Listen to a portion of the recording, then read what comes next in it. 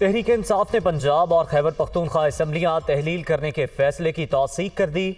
जुमे को पंजाब और हफ्ते को खैबर पख्तूनख्वा की पार्लिमानी पार्टी का इजलास तलब कर लिया गया।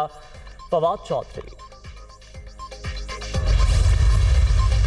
हमजा शहबाज की ज़ेर सदारत नून लीग की पार्लिमानी पार्टी का इजलास। पीपल्स पार्टी और दीगर इत्तेहादियों से कल मुशावरत होगी। असम्बली की मुद्दत पूरी कराने के लिए हर ऑप्शन इस्तेमाल करेंगे। अता तारड़ की मीडिया से गुफ्तगू।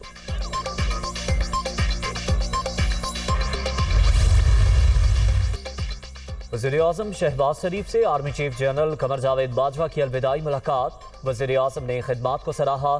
सदर आरिफ अलवी से भी आर्मी चीफ की मुलाकात। सदर का जनरल कमर जावेद बाजवा के लिए नेक ख्वाहिशात का इजहार।